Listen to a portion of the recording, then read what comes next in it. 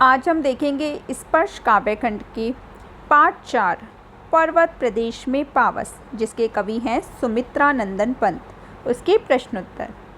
तो हमारा पहला प्रश्न है, पावस ऋतु में प्रकृति में कौन कौन से परिवर्तन आते हैं?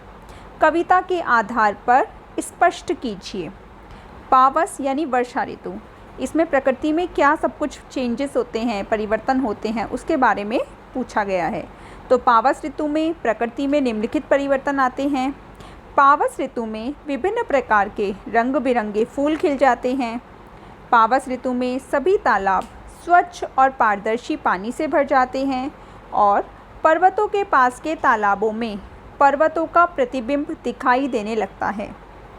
पावस ऋतु में कई प्रकार के विशाल बादल भी दिखाई देने लगते हैं। पावस ऋतु में शाल के वृक्ष बादलों के बीच धंसे हुए से प्रतीत होते हैं। तो इस प्रकार प्राकृतिक ये सब परिवर्तन होते हैं पावस ऋतु में। प्रश्न सेकंड है इसका, मेखलाकार शब्द का क्या अर्थ है? कवि ने इस शब्द का प्रयोग यहाँ क्यों किया है? तो मेखलाकार शब्द का अर्थ होता है कमरबंद, यानी कमर में पहनने वाला आभूषण, गोल गोल जो कमर में उभार वाला आभूषण होता है। तो देखेंगे कि मेखलाकार शब्द का अर्थ है कमरबंद अथवा करगनी के आकार वाला, गोल गोल उभार वाला। कवि ने मेखलाकार शब्द का प्रयोग यहाँ पर्वतों की विशालता, कि पर्वत भी क्या हैं, बहुत विशाल हो गए हैं और गोल गोल से लगते हैं, तथा उनके फैलाव को दिखाने के लिए किया है। हमारा अगला प्रश्न है, सहस्रदृग सुमन से क्या तात्पर्य है? कवि ने इस पद का प्रयोग किसके लिए किया होगा? सहस्रदृग सुमन, सहस्र मतलब हजारों, दृग मतलब दिखते हैं जो देखना फूलों की तरह, सुमन मतलब पुष्प। इनसे कवि का तात्पर्य है कि पर्वती पर खिले हुए हजारों फूल, कि जो पर्वतों पर फूल खिलते हैं उनके लिए उन्होंने सहस्रदृग सुमन का प्रयोग किया है, जिन्हें देखकर ऐसा लगता है मानो ये पहाड़ की आँखें हों।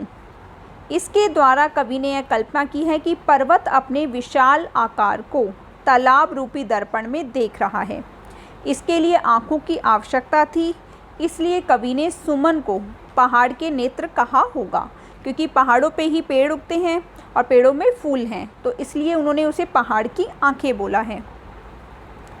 प्रश्न 4 है, कवि ने तालाब की पारदर्शिता दिखाने के लिए दर्पण का प्रयोग क्यों किया है? पारदर्शिता जिसमें हम आर पार देख लेते हैं, जो देखना चाहते हैं वो स्पष्ट रूप से हमें दिखाई दे, तो उसके लिए कवि ने क्या किया है? दर्पण का प्रयोग किया है।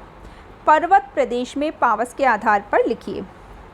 कवि ने तालाब की समानता दर्पण के साथ दिखाई है। कैसे? कि जैसे दर्पण में हमें साफ प्रतिबिंब दिखाई देता है, इसी प्रकार कवि कह रहे हैं कि तालाब का पानी इतना साफ है, स्वच्छ है, उसमें सब कुछ स्पष्ट रूप से दिखाई दे रहा है। तो इसमें कवि कह रहे हैं कि कवि ने तालाब की समानता दर्पण के साथ दिखाई है, क्योंकि जिस प्रकार दर्पण में किसी की भी छवि साफ और स्वच्छ दिखाई देती है, उसी प्रकार तालाब का पानी भी इतना स्वच्छ और पारदर्शी था कि उसमें पहाड़ का प्रतिबिंब स्पष्ट रूप से दिखाई दे रहा था। अगला प्रश्न है, पर्वत के हृदय से उठकर ऊंचे ऊंचे वृक्ष आकाश की ओर क्यों देख रहे थे? पर्वत के हृदय से मतलब है यहाँ की जो पर्वतों पर जो वृक्ष उगे हुए हैं वो बहुत ऊंचे ऊंचे हैं और वो ऐसा लग रहा है जैसे आकाश की ओर देख रहे हों। वे किस बात को यहाँ प्रतिबिंबित करते हैं? पर्वत के हृदय से उठकर ऊंचे ऊंचे वृक्ष आकाश को निम्नलिखित कारणों से देख रहे थे। वे सोच रहे थे कि वे कब आकाश की ऊंचाइयों को छू पाएंगे, वे किस उपाय से इतना ऊंचा उठ सकेंगे। उन्होंने अपने मन में ऊंची ऊंची आशाएं और आकांक्षाएं पाली हुई थी और वे आकाश के रहस्यों को जानना चाहते थे। ऊंचे ऊंचे वृक्षों के माध्यम से कवि द्वारा मनुष्य की महत्वाकांक्षाओं को प्रतिबिंबित किया गया है। अगला प्रश्न है, शाल के वृक्ष भयभीत होकर धरती में क्यों धंस गए? अचानक ही आकाश से बादलों ने धरती पर वर्षा रूपी बाणों से आक्रमण कर दिया। इसका मतलब है कि बहुत तेज बारिश हो गई। इतनी तेज बारिश जब हो रही थी तो उसकी भयानकता से शाल के वृक्षों को भयभीत कर दिया। इस कारण वो ऐसे लग रहे थे जैसे धरती में धंस गए हों। झरने किसके गौरव का गान कर रहे हैं? बहते हुए झरनों की तुलना किससे की गई है?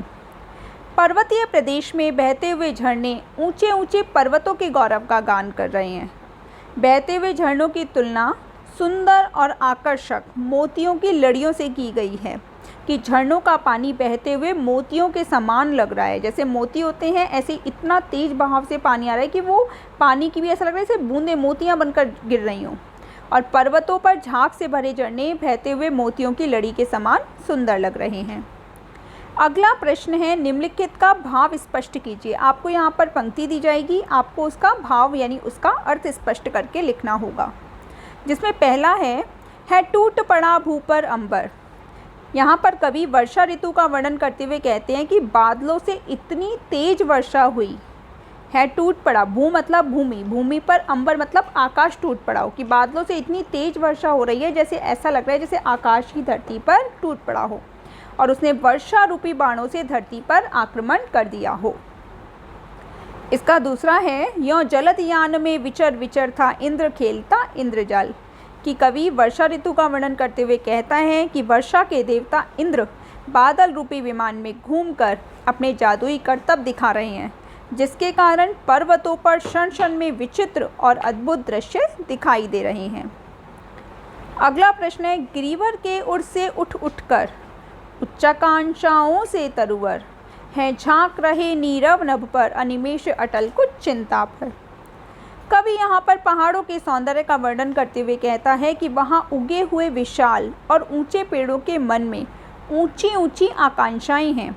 वे शांत आकाश को बिना पलक झपकाए अटल और कुछ चिंता में डूबे हुए से झांक रहे हैं। अटल मतलब एक जगह बिल्कुल स्थिर हैं, ऐसा लग रहा है कि कुछ सोच में डूबे हुए हैं। उन्हें देखकर ऐसा लगता है कि वे आकाश के रहस्यों को जानना चाहते हैं।